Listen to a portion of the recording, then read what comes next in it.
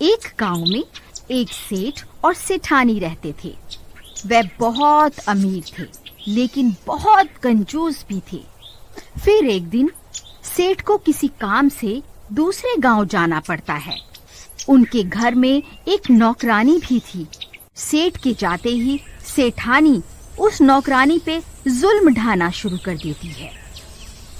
वह नौकरानी दिन भर घर का काम करती, लेकिन सेठानी को कभी भी उस पर दया नहीं आती थी और वह हमेशा उसे डांटती रहती थी।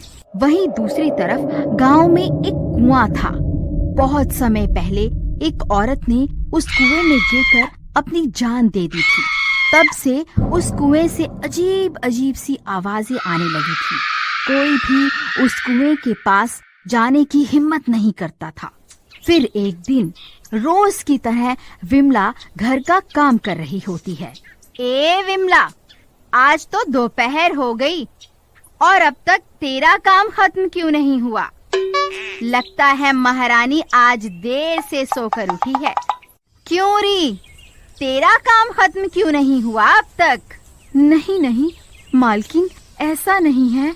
आज मेरी तबीयत कुछ ठीक नहीं है, इसलिए आज सुबह उठने में थोड़ी देर हो गई। मैं कल से जल्दी उठ जाऊंगी। आज हमारे घर कुछ मेहमानों ने आना है और घर में थोड़ा सा ही पानी बचा है। तू नदी से थोड़ा पानी भर कर ले आ। लेकिन मालकिन, अब तो शाम होने वाली है और नदी तो गांव से दूर है। मुझे लौटने में रात हो जाएगी। अगर आप कहें तो मैं कल सुबह सुबह पानी भर कर ले आऊं। नहीं नहीं, तेरा दिमाग खराब तो नहीं हो गया? तूने सुना नहीं कि मेहमानों ने आ जाना है, तो पानी की जरूरत भी तो आज ही होगी ना। मुझे नहीं पता, कहीं से भी 2 घड़े भरकर पानी लेकर आ। फिर विमला उदास परेशान मन से 2 घड़े अपने सर पर रखकर पानी भरने चल देती है। थोड़ी दूर चलने पर वह उसी चुड़ैल के कुएं के पास से गुजरती है। अरे, ये तो शाम हो गई। मुझे नदी से लौटने में जरूर रात हो जाएगी। क्यों ना इसी कुएं से पानी भर लूं?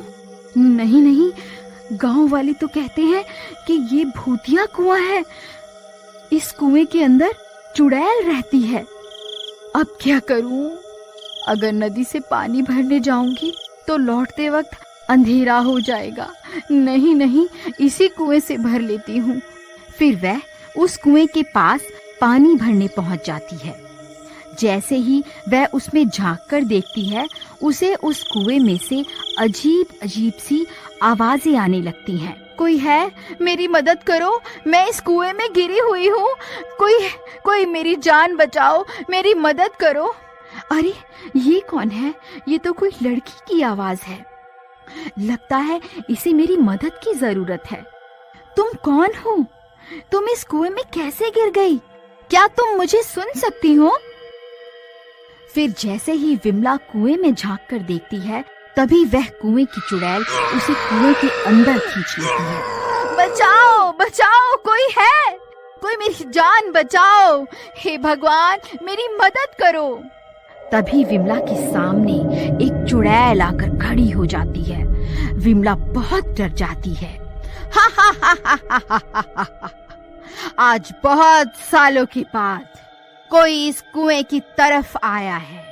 मैं कब से इसी कुएं में इंतजार कर रही थी। आज जाकर मेरा इंतजार खत्म हुआ। मुझे छोड़ दो, मुझे जाने दो। गांव वाले सही कहते थे, इस कुएं में चुड़ैल का वास है। तभी वह चुड़ैल विमला के शरीर में घुस जाती है और फिर वह चुड़ैल कुएं से बाहर निकल आती है। फिर वह दोनों खाली मटकों को अपने सर पर रखकर वापस अपने घर की ओर चल देती है और थोड़ी देर में घर पहुंच जाती है।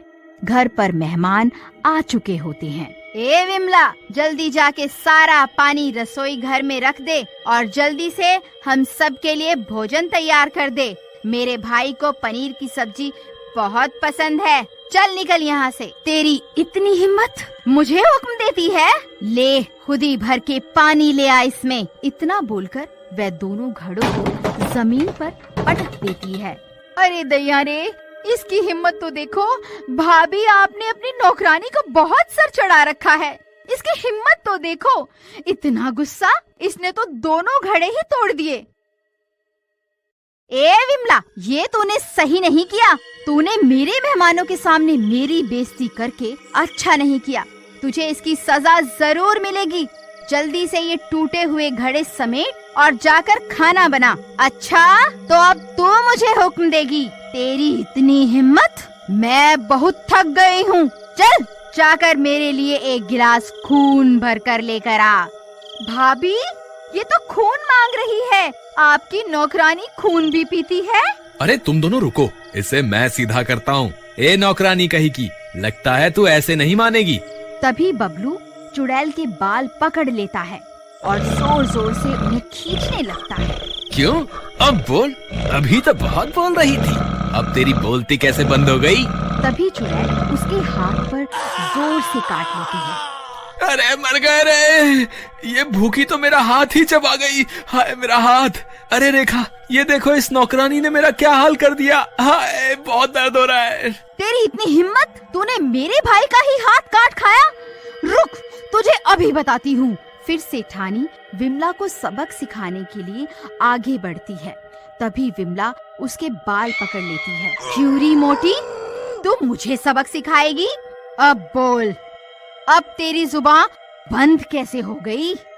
हे भगवान, इस विमला को आज ये क्या हो गया? ये तो किसी से भी नहीं डर रही। ए विमला, मेरे बाल छोड़ दे, नहीं तो अच्छा नहीं होगा। बबलू, बबलू, मुझे इससे बचाओ, मेरी मदद करो। फिर जैसे तैसे वह तीनों अपनी जान बचाकर वहाँ से भाग जाते हैं। बहन, ये तुमने हमारे साथ ठीक नहीं किया। भला कोई मेहमानों को अपने घर बुलाकर उनके साथ ऐसा व्यवहार करवाता है क्या? रेखा, चलो अभी यहाँ से चलो। बस बहुत बेइज्जती करवा ली, बस अब और नहीं। नहीं नहीं बबलू भाई, मुझे यहाँ अकेला छोड़कर मत जाओ। मैं अकेली इस घर में विमला के साथ नहीं रह सकती, ये मुझे मार डालेगी। तुम आज रात यहीं मेरे घर रुक जाओ, कल सुबह अपने घर चले जाना। ठीक है, लेकिन ध्यान रहे, मैं और अपनी बेइज्जती नहीं सहने वाला। ठीक है भाई, लेकिन अब हम क्या करें? वापस घर जाना सही होगा। वह विमला अभी भी घर पर ही होगी। कहीं उसने हम पर फिर से हमला कर दिया तो? हम थोड़ी देर यहीं इंतजार करते हैं। थोड़ी देर में विमला सो जाएगी, फिर हम लोग घर चलेंगे। फिर थोड़ी देर इंतजार करने के बाद वह लोग फिर से वापस अपने घर की ओर चल देते हैं। अजी जरा झांक कर तो देखिए, विमला है या सोने चली गई? फिर बबलू झांक कर देखता है। अरे कोई नहीं है, डरने की कोई बात नहीं है, रास्ता साफ है, चलो अंदर चलते हैं। फिर वह तीनों दबे पांव घर के अंदर घुस जाते हैं और इधर उधर देखने लगते हैं। अरे कोई नहीं है, चलो अब सब सो जाते हैं, सुबह होने दो। इस नौकरानी को तो मैं सबक सिखाऊंगा। फिर रात के 3 बजते ही विमला पूरी तरह से चुड़ैल बन जाती है। वह बहुत डरावनी बन जाती है। फिर वह अपने कमरे से निकलकर बाहर आती है, जहाँ वह तीनों सो रहे होते हैं। उस चुड़ैल को बहुत भूख लग रही होती है। तभी उसे बबलू की टांग दिखाई देती है। वह बबलू के पास जाती है और उसकी टांग को चबाने लगती है। तभी बबलू की नींद खुल जाती है। अरे मर गए रे, बहुत दर्द हो रहा है। अरे ये चुड़ैल कहाँ से आ गई? अरे रेखा जल्दी उठो, देखो ये चुड़ैल तो मेरी टांग ही चबा गई। अरे मर गए रे, आज हम ये कहाँ फंस गए? तभी रेखा और सेठानी की नींद खुल जाती है। उस चुड़ैल को अपने सामने देखकर उनकी आंखें फटी की फटी रह जाती हैं। उन्हें कुछ समझ नहीं आता कि अब क्या करें। अजी, ये तो वह नौकरानी विमला ही है, ये तो चुड़ैल बन गई। हम तो अच्छे भले अपने घर जा रहे थे, इस सेठानी की वजह से हम भी इसके साथ यहाँ फंस गए।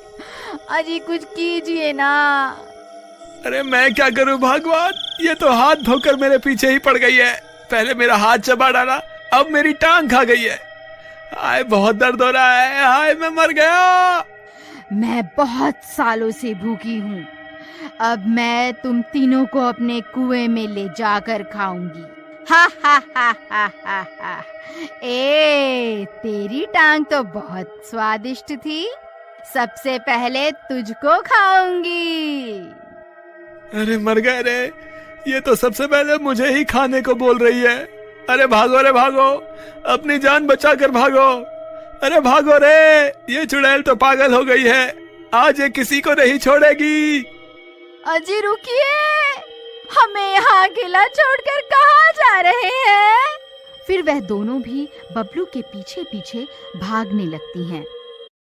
अजी ये आपने ठीक नहीं किया, मैं तो आपको बहुत बहादुर समझती थी। आप तो एक नंबर के डरपोक, आप मुझे वहाँ अकेला मरने के लिए क्यों छोड़कर आए?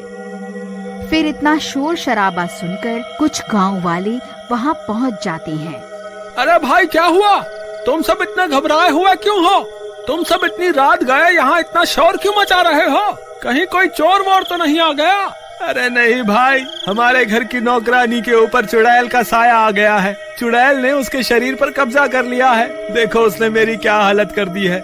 हम तो वक्त रहते वहाँ से भाग आए, नहीं तो वो हमें कुएं में ले जाकर कच्चा खाने की बात कर रही थी।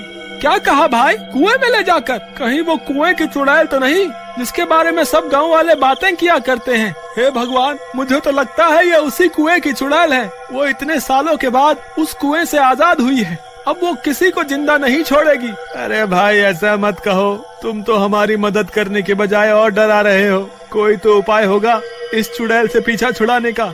भाई अगर हमें उपाय पता होता तो हम पहले ही इस चुड़ैल से छुटकारा न पा लेते। लेकिन भाई हमें कुछ ना कुछ तो करना ही होगा। वो चुड़ैल किसी भी वक्त यहाँ आती होगी, जल्दी से कोई तरकीब सोचो। कोई तो रास्ता होगा। इस चुड़ैल की कोई ना कोई कमजोरी तो जरूर होगी। ये चुड़ैल हमें कुएं में ले जाकर खाने की बात कर रही थी। चलो हम उसी कुएं के पास चलते हैं। और फिर वह सब लोग उस कुएं की ओर चल देते हैं और कुछ ही देर में वह लोग वहाँ पहुँच जाते हैं। अजी मुझे तो लगता है हमने यहाँ आकर बहुत बड़ी गलती कर दी। ये कुआं तो उस चुड़ैल का घर है, वह यहाँ जरूर आएगी। मुझे लगता है हमने यहाँ आकर अपनी मौत खुद ही तय कर दी है। ऐसा कुछ नहीं होगा, मुझे लगता है ये कुआं ही उस चुड़ैल की सबसे बड़ी कमजोरी है। ये उसका घर है। उसने सालों तक इसी कुएं में रहकर इतनी सारी शक्तियों को हासिल किया है। अगर हम इस कुएं में आग लगा दें तो जरूर उस चुड़ैल की सारी शक्तियां खत्म हो जाएंगी। चलो हमें देर नहीं करनी चाहिए, जल्दी से इस कुएं में आग लगा देते हैं। इसके अलावा हमारे पास कोई और तरकीब भी तो नहीं है। फिर वह सब मिलकर सूखी घास और पेड़ की सूखी टहनियों को उस कुएं में डालने लगते हैं। तभी उन्हें डरावनी डरावनी आवाजें आने लगती हैं। ये कैसी आवाजें हैं? कहीं वो चुड़ैल यहाँ तो नहीं आ रही? अरे मर गए रे, वो देखो वो चुड़ैल तो यहीं आ रही है। आल तू जलाल तू आई बला को टाल तू, आल तू जलाल तू आई बला को टाल तू। हे भगवान हमारी रक्षा करो। तभी उन्हें दूर से वह चुड़ैल आते हुए दिखाई देती है। वह सब लोग उसे देखकर बहुत डर जाते हैं। ए गांव वालों, अच्छा हुआ तुम मुझे यहीं मिल गए। तुम सबकी मौत तुम्हें यहाँ खींच कर लाई है। ए चुड़ैल, हम तुझसे नहीं डरते। मुझे तेरी कमजोरी के बारे में पता चल गया है। तू हमारा कुछ नहीं बिगाड़ सकती। मैं तुझसे नहीं डरता। रुक, तुझे अभी मजा चखाता हूँ। बबलू भाई थोड़ी कम हेकड़ी झाड़ो, ज्यादा हीरो मत बनो। जिस तरकीब को लेकर इतना उछल रहे हो ना, अगर वो तरकीब फेल हो गई तो सबसे पहले ये तुम्हें ही कच्चा खाएगी। चल डरपोक, चल भाग यहाँ से। तभी बबलू एक मशाल में आग जलाकर उसे कुएं में फेंक देता है। देखते ही देखते कुएं से आग की बड़ी बड़ी लपटें उठने लगती हैं। ए मूर्ख इंसान, ये तूने क्या कर दिया? नहीं नहीं, ऐसा नहीं हो सकता। अरे मर गई रे, ये मुझे क्या हो रहा है? फिर देखते ही देखते वह चुड़ैल भी जलने लगती है और कुछ ही देर में जलकर राख हो जाती है और विमला उस चुड़ैल के चंगुल से आजाद हो जाती है। विमला, तुम वापस आ गई? तुम ठीक तो हो ना? मुझे माफ कर देना, मैंने हमेशा तुमसे बदतमीजी से बात करी और तुम्हारे भोलेपन का फायदा उठाया। आज के बाद मैं तुम्हें कभी नहीं सताऊंगी।